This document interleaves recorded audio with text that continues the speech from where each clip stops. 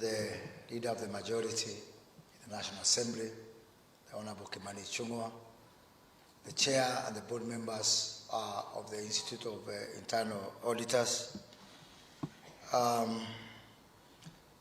Ladies and gentlemen, good morning. The public service was supposed to open this session yesterday, and due to some unforeseen reasons, he couldn't make it, and he asked me to represent him. And I said that I would want to come here today.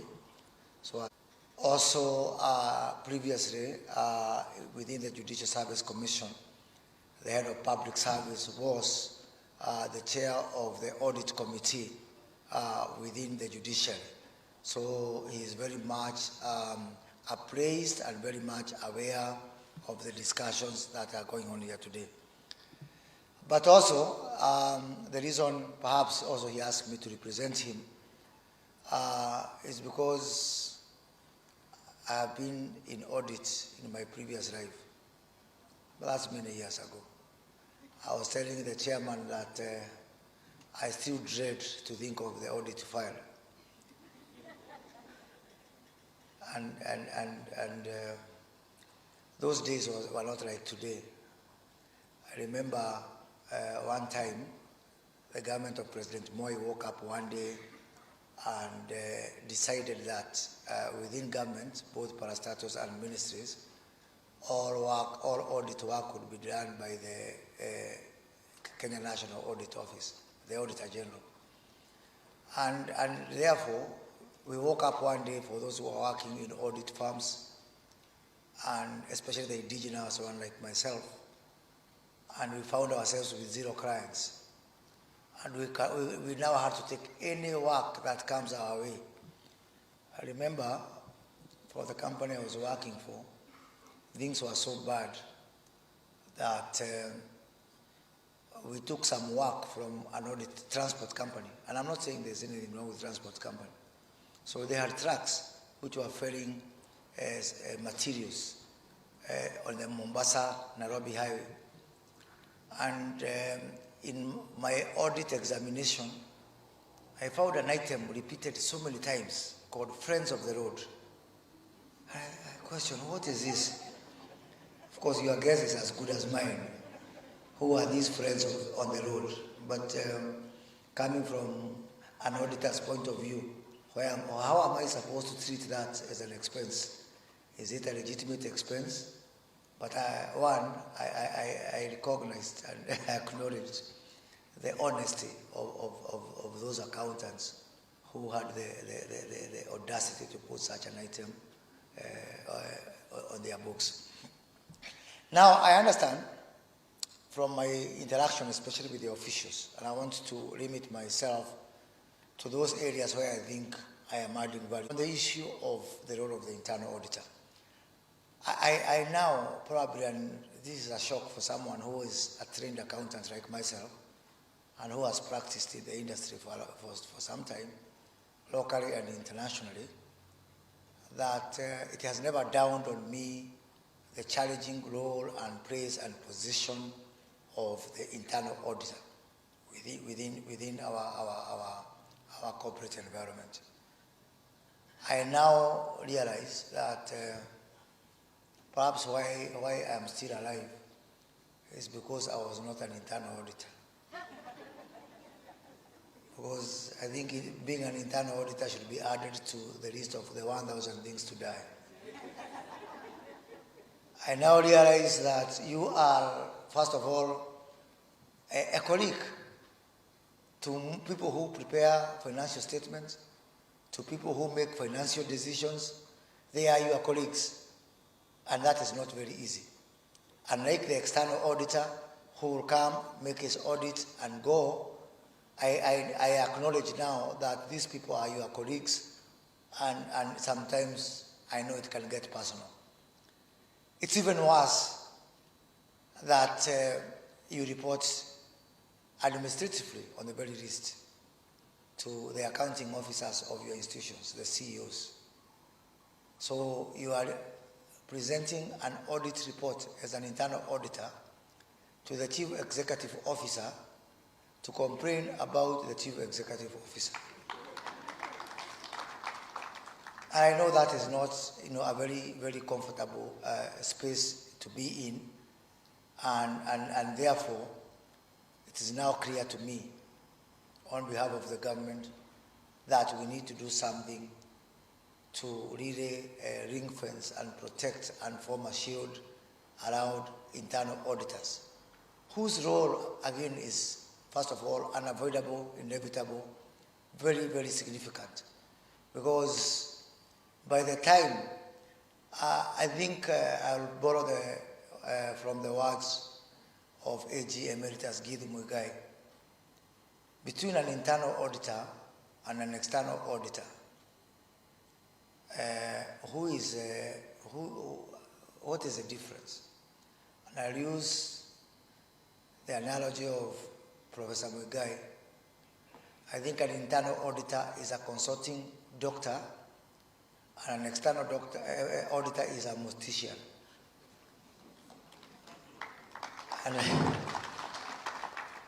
And so therefore, your role is very important, because at least you have that opportunity.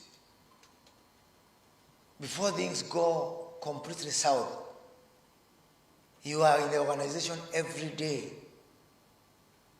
If people whom you report to would take care to listen to you and to go through your reports on a continuous basis, you will not have any problem when it comes to external audit.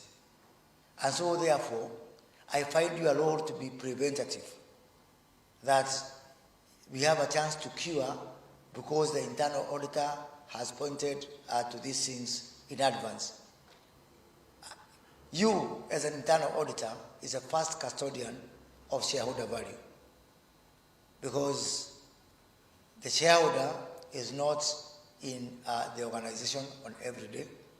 He has trusted their lives, assets, investments in the hands of management, and they are solely dependent on the internal auditor to protect shareholder value. So the same way the internal auditor protects shareholder value, I think as society, as a government, as a private sector, we also have an obligation to protect those who protect shareholder value. And it is in this regard that we've had a discussion this morning with the leader of the majority party, that I know you have internal audit bill, and although the leader of majority has offered that this bill can actually be passed on to the finance committee, finance and planning committee, to take it forward, I think I would want, with profound gratitude to a leader of majority, because the government is totally vested on this issue. Because you are the people in charge of internal controls, not just in, for example, ministries, like my ministry, but 348 state corporations who depend on the internal auditor to protect the shareholder value of the shareholders government of Kenya. We have said that if possible, and I'm going to consult with my brother, the CS for National Treasury, to have that bill owned by the executive, so that by the time it gets to Parliament, the leader of majority party then will have an easier time to pass that bill. For those who don't know, government bills take priority. If a committee bill is second priority, and a private member's bill third priority, but there are also people who send petitions to Parliament as Monanchi. That is fourth priority in that particular order. So to be able to raise the profile and the priority of this very important piece of legislation, as an executive, we are going to strive to present it to Parliament, so that now the leader of the majority party is obligated to give it the priority that it deserves. I think that will go a long way to protect, the praise and role of internal auditor, and to signal to everybody that the government of Kenya does take the issue, the role of the internal auditor seriously. The second point is on the issue. I'm turning to where I am coming from the government side, from the public service. We are going to, and I'm going to take up this personally with the State Corporations Advisory Committee, and also from my own ministry, that even before we have that piece of legislation, we will require that all internal audit reports for all ministries and all parastatals will be sent in 2 copies. One copy to the management and another copy to the National Treasury simultaneously. What that will do is that the National Treasury will be seized of what is happening. They will have an advance copy of the internal audit reports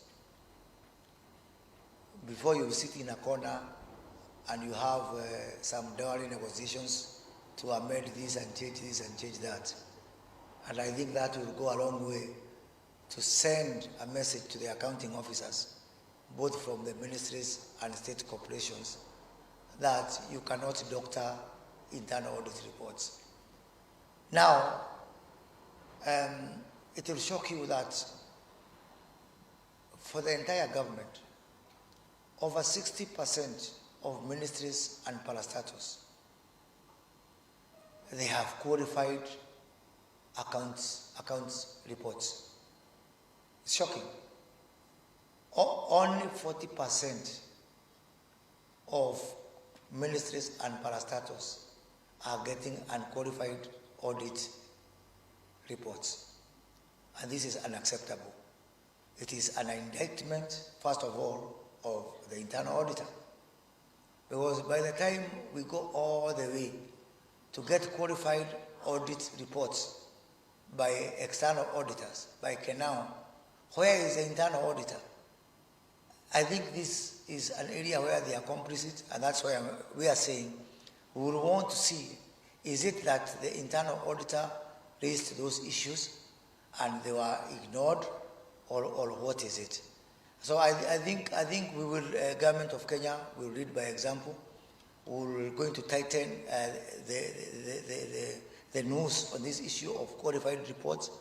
And for us to do that, we will depend heavily on the role and the reports coming from our internal auditors, because the head of public service has instituted a government-wide program known as Zero Audit Issues, which we want to achieve by the close of the financial year 2024-2025. It is also, I being the Minister in charge of performance contracting, it is also one of the audit reports are part of the performance contracts. So you get a low score if you get negative audit reports. And so therefore we are going to follow it up, not just on the performance management and how we measure it, but also to have some consequence for it, because consequence management is a very important tool for managing audits, including internal audits. Finally, your role as internal auditors becomes doubly difficult if we don't fix the issue of corporate governance. I know auditors, internal auditors, I'm aware you report to the audit committees within the board.